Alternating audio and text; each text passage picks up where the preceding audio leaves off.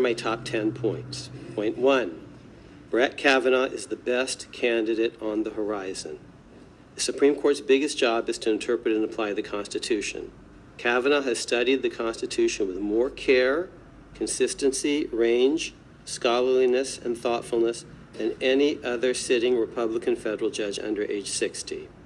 He's the best choice from the long list of 25 potential nominees publicly circulated by President Trump.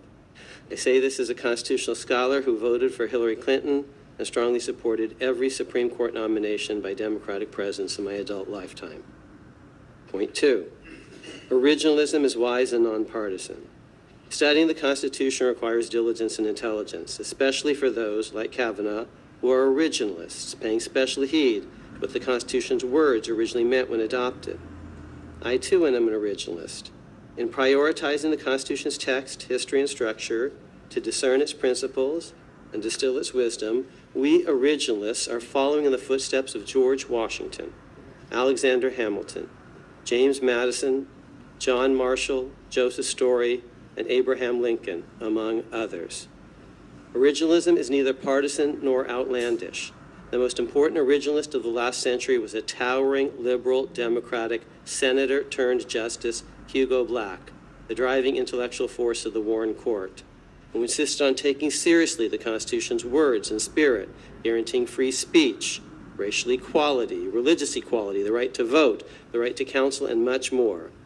Among today's scholars, the originalist cited most often by the Supreme Court is also a self-described liberal and registered Democrat, yours truly.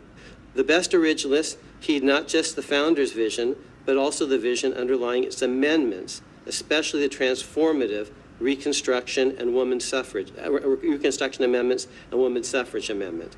I believe that Justice Kavanaugh will be in this tradition on various vital issues: voting rights, governmental immunities, congressional power to enforce the Reconstruction Amendments. Justice Kavanaugh's constitutional views may well be better for liberals than were Justice Kennedy's. Point 3, Kavanaugh's writings reflect proper respect for tradition and precedent. Originalists start with the Constitution's text and structure, but almost always need to consult other constitutional sources, such as tradition and precedent. Harmonizing these different constitutional sources requires great legal acumen.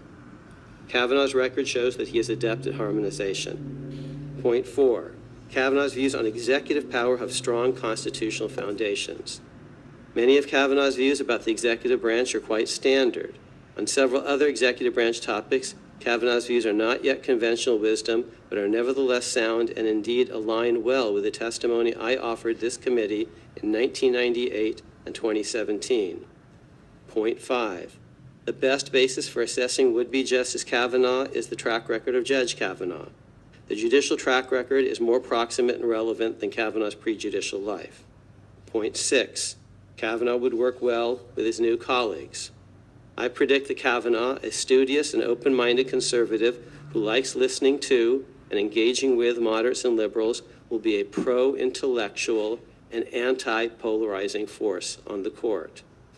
Point 7, judicial nominees should not make substantive promises about how they would rule on specific legal issues, nor should they make recusal promises that closely approximate substantive promises.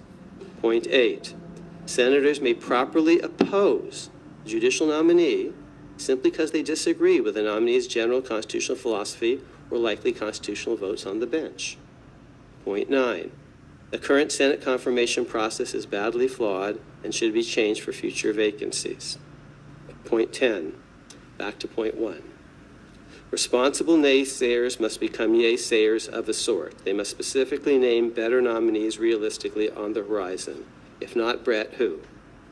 Distinguished Republicans, Kavanaugh is your team's brightest judicial star. Rejoice.